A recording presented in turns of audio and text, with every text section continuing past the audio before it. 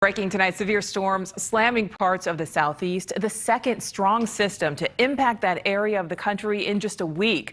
And we now know at least 3 people are dead, several injured in today's severe weather.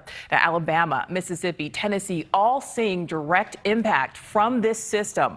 Multiple tornadoes reported in Alabama, and you can see here sparks flying as that storm downed power lines in Pelham, which is about 20 miles south of Birmingham. Authorities say more than 14,000 people are without power right now. But even before reports of tornado sightings throughout the state, Alabama was dealing with heavy rain and rising floodwaters. As early as this morning, this footage is from Coleman County, which is between Birmingham and Huntsville, showing a typically calm waterfall turned into a raging torrent of floodwater. And take a look at the high winds that impacted the Birmingham area this afternoon. Straight line winds in some parts reached speeds of up to 70 miles an hour. But areas that saw tornado touchdowns were dealing with likely triple-digit wind speeds.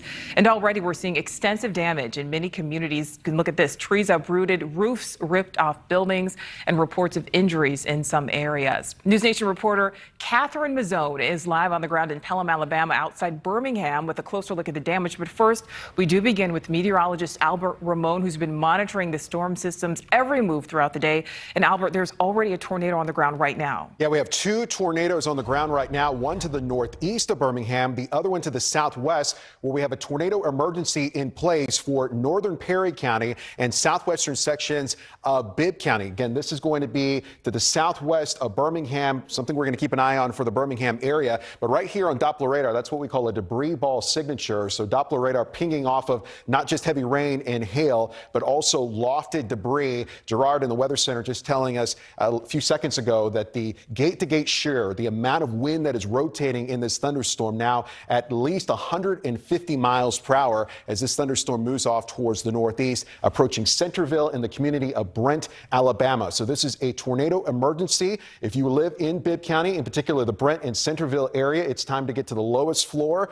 A basement, a storm cellar is going to be the best place you want to be. If you don't have that, lowest floor if you're in a multi-story home, interior room, as long as it's a room without windows. And there's a look at the debris signature on our debris detector. You can see this blue here. We're getting debris lofted into the atmosphere as high as 15,000 feet. So National Weather Service out of Birmingham saying, based on technology, this could be at least an EF3 tornado on the ground right now, if not larger. Storm chasers are following a large wedge tornado, so it could be half-mile, maybe even wider on the ground right now. We also have a tornado on the ground, confirmed by Doppler radar. This is going to be to the northeast of Birmingham, pushing away from Tressville, moving also off towards the northeast. There's a look at our Doppler winds, and you can see the rotation with the red and the brighter colors moving a little bit closer to Margaret and also Springville, Alabama.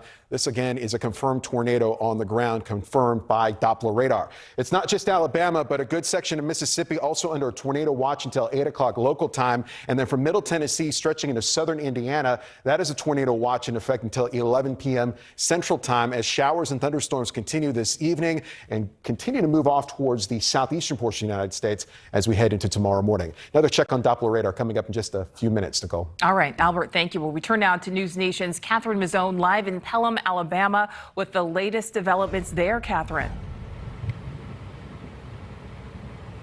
That's right. We've been here for about an hour now after we were actually told to take shelter. We were in the neighborhood of the Cross Creek Trail and Wilderness Road area here in Pelham when they told us that another storm was coming through. Now, there was a lot of damage, so a lot of folks did choose to come here to seek shelter. This is the Pelham Elementary School. The parking lot was virtually full when we arrived about an hour ago. A lot of people have thinned out due to the weather calming down just a bit, but they are expecting more storms, as you all have mentioned. And we are getting a little rain, a little wind here. But as I mentioned, a lot calmer than before. I want to tell you some of the devastation I saw earlier. It was really rough to see. A lot of those trees down. It looked like a clear path in which this storm just ripped through trees and homes. We found a number of homes that did have trees on them. But folks were coming outside and coming together, a lot of them just thankful that they weren't injured.